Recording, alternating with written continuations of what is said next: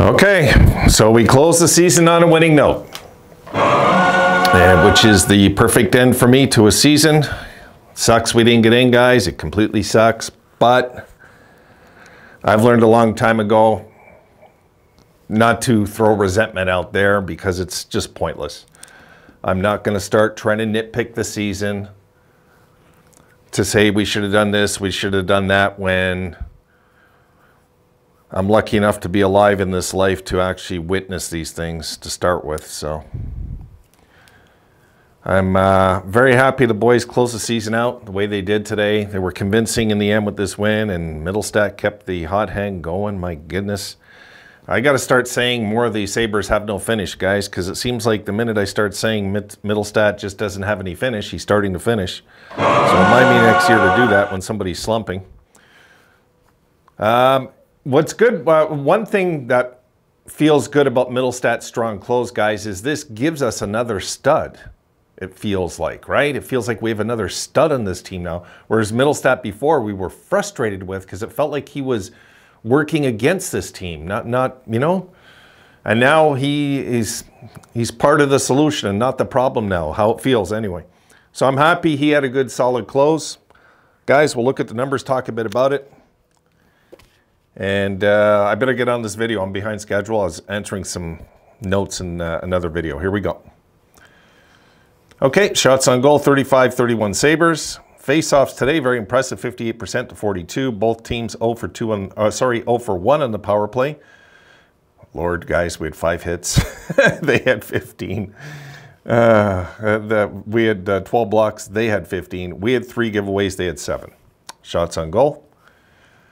First period, 16-8 Sabres. Second period, 15-11 Jackets. 8 apiece in the third, 35-31 for the game. Scoring. Gaudreau got his 21st in the first minute into the game, which I missed. By the way, I missed. I fell asleep, believe it or not. I was really tired. I fell asleep. And I woke up, it was 1-0. Second period, Skinner ties it up 1-1 from Middlestat. Olofsson gets another one from Cousins and Clegg, who was, I thought, pretty decent in the game. 2-1. And then Tuck makes it 3-1 from Skinner. Skinner had I thought, a hell of a game today. He was buzzing out there. 3-1 Sabres, and Angle gets his first career goal, squeezes a puck past Levi to make it 3-2 after 2. Third period. Middlestat scores again from Skinner at 4:03. Pretty much felt like it sealed the deal right there. And Krebs with the shot, folks. The booming shot at 17:27. 5-2 Sabres final. And I want to show you another clip, guys. Yes, I'm going to put it out there. That is the final standings for the playoff run. Take a good look for those of you that gave up, and those of you that were negative, and those of you that quit, and all that stuff. Take a good look, really. And if you could still be negative now, I can't help you. I just can't. If you can look at that and say, you know what, I never should have gave up a month ago. What can I tell you? What are you going to say? Oh, I was right, they missed anyway? Are you kidding me? Are you that desperate to be a person that has to be right? Are you kidding me?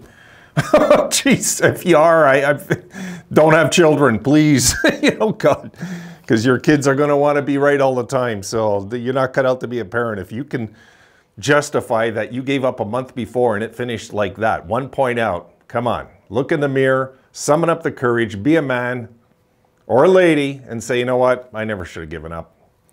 I won't give up ever again on this team because, guys, I mean, that's proof right there that till the math says a team is done, they are not done. We knew when the math was done in Jersey. That was the first time we really knew that was it, you know, because the Sabres could have finished hot, I said, right? 9-2-1. So you just never know in sports, guys, is what I'm saying. You never know. And yeah, we came close. And yeah, I don't care what some of you say. You're going to use every excuse in the book. You're going to pinpoint losses. You're going to look at this and this and that. No, no, no. Wasn't in the cards. That's it.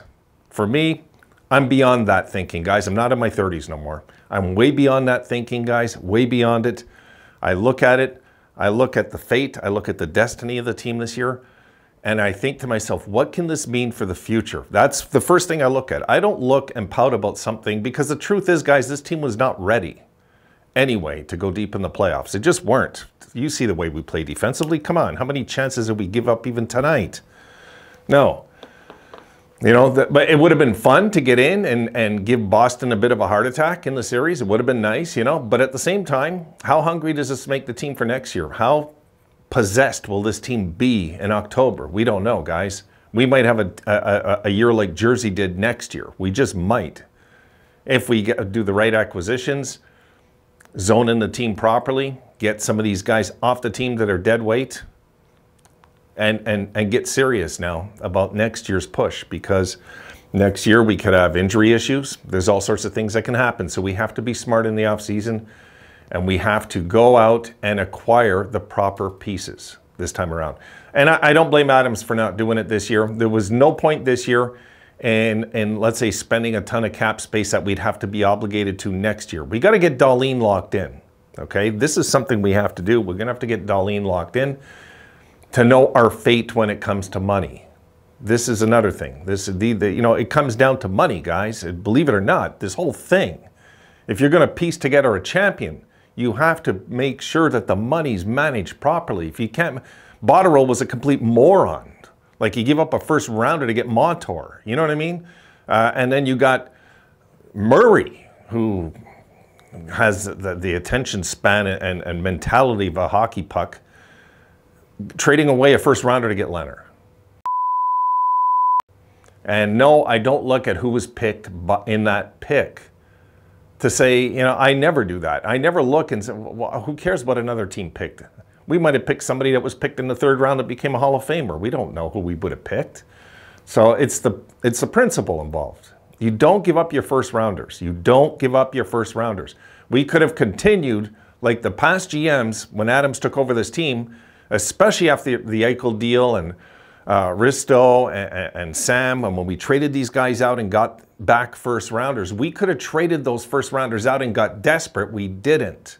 And that's why we have this team now. If we would have traded some guys out, imagine, and not have some pipeline happening. I mean, imagine being I seen a thing today, guys, online. This drove me nuts, okay? And I seen some of you, some of my regulars, I won't call you out, of course not, but I seen some of you arguing with some of the Vegas fans, right? Because Vegas fans, guys, are how old? They're children. They don't know the game well. They're learning what an offside is still. Come on. Like, no, I wouldn't even go there with Vegas fans. Vegas fans were saying, well, you guys didn't make the playoffs, so we won the trade. This is their mentality with Jack Eichel. They're not taking into consideration that Jack makes $10 million a year to get worse numbers than Alex Tuch does. They're not taking that into consideration. So if they're not taking it into consideration, why talk to them? Like, that's, you know, I see some of these guys, some of the comments they made, and Jack Eichel was on this show. I never heard of it. The guy gets like 1 million subscribers. Folks, he didn't even know how many games is in an NHL season, okay? He didn't even know. There's 82 games in a season. He didn't even know this. And what, and these folks were thanking him for the content. Hockey fans thanking him for the content. I'm like, the guy doesn't even know there's 82 games in a season. He probably doesn't know that there's a C in the word hockey. Like, I don't pay attention to some of these things. I like, you know, and when it comes to the Jack Eichel trade, who cares?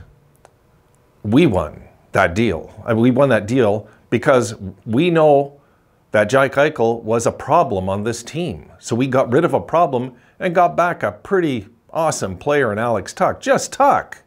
I won't even talk about the other players. Just Tuch alone. I would do that trade 10 days out of 10. I would. Eichel for Tuch. I would just do that trade. Straight up right now this second. Would you guys trade Alex Tuch for Jack Eichel right now? Tell me the truth. No, you wouldn't.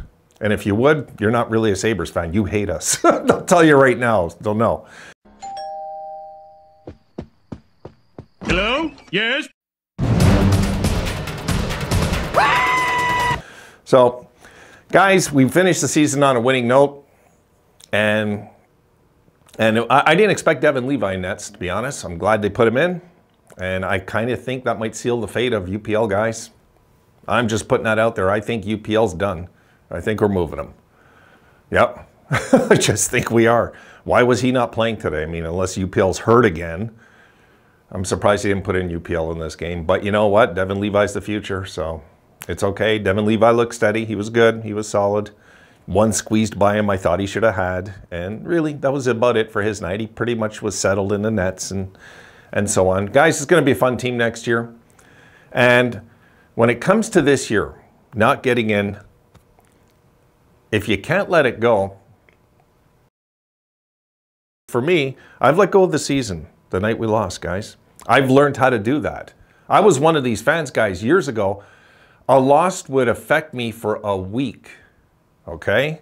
That's how crippled I was emotionally once upon a time in my life. I was that crippled emotionally.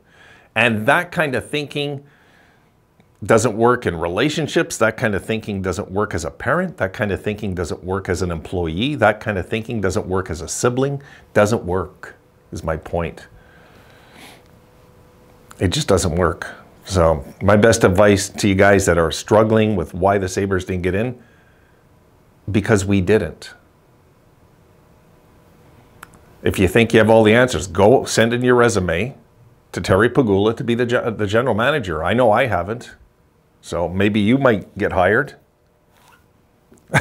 You know, like, no, let it go. Let it go. Be a fan. Support your team. Don't worry about what you want. You know, what the Sabres, you know, what we wanted and what we need as fans might be two different things. That's another thing, guys, okay? I started seeing some Sabres fans down the stretch how negative they were. Those fans did not deserve the team to make it. They didn't deserve the team to make it. I don't care if they suffered 12 years. So have I. I wasn't ready to surrender. No. For the fans that surrendered and went like this and now complain, are you kidding me? No. Doesn't work like that. Sorry, no. No. Man up. Say, you know what? All right, we'll see what happens October. And that's it. Move on. Because this thing right now, guys, hurts. It hurt we lost. But it kind of worked out in the end. I mean, with Anderson playing and the vibe I feel going into next year with the strong close. I mean, you know, there's things that feel good about this, guys. And I honestly just don't want to, like, be negative about it and say, you know what, this could have happened, that could happen. Give me a break, guys. I didn't get sober because of thinking like that. You know, like, come on. No, we didn't get in because we didn't get in. That's it. That's it. It's as simple as that. We fell short because we fell short. Now, we can look back at any game. If you're going to ask me, guys, why didn't we get in? We lost to Jersey. Because I believe if we would have won that night, we would have got in. I honestly believed we were going to get in if we won that game. And when we lost, when the season was on the line, we lost pretty convincingly in that game. So that's the game that I take, because this is the team that was together when the season was on the line. We didn't have Greenway back in October, guys. We didn't have these guys. Middlestat wasn't rolling back in October. We didn't have that happening. You know what I mean? We had a lot of things that were different back in October. That team in October wasn't the team I seen this week. That's a whole different team. So I'm going to look at it, guys, like next year, I think we're just rolling in. I don't think next year we're going to have to struggle to get in. I think we'll clinch a playoff spot with something like 8 games, 9 games left in the season, something like that. We're going to know for probably from January on, we're getting in. I think that's the kind of year we're going to have. I really do. So I'm going to leave it there. Okay, I've yacked enough. And as a gesture of mercy, I'm letting Rome off the hook when it comes to teasing the fans of Columbus, because they had a rough year, and we know how they feel. And I'll tell you what, guys, I'll be pulling for Columbus.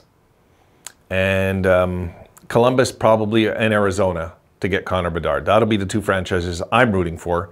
Because, guys, if you look at, you know, I don't want Bedard in our division. We don't want the Habs getting Bedard, guys. That would be a disaster. Okay, we don't want that to happen. Believe me, we don't. So All right, I'm going to leave it there, guys. And before I go, I want to thank you guys for another season on the channel. I want to thank you guys for the support of the channel, debating with me, talking with me, being friendly, being an idiot, whatever it is. Most of you guys have, you know, my regulars. I get you. I understand the hurt. I understand the pain. I do. I really do, because I suffered too when we lost. I was down, believe me. But I've come to the realization in life a long time ago that I got to let go of these fears, and I got to let go of these resentments, because they can destroy me as a person. I don't want my life dictated out there because how I react as a hockey fan. I'm going to carry a resentment the next day when I go outside. I can be a danger, literally, to myself and society. It's just not a good thing. It's not a recipe for success at all, you know? So, guys, again, thanks for the support of the channel this year. We had good times again. Yes, it sucks. We came close. It sucks really bad. But I'm telling you guys, it's not an 18-game losing streak I'm reporting on like 2 years ago, where things look hopeless and we have this guy named Kruger as our coach. Times have changed.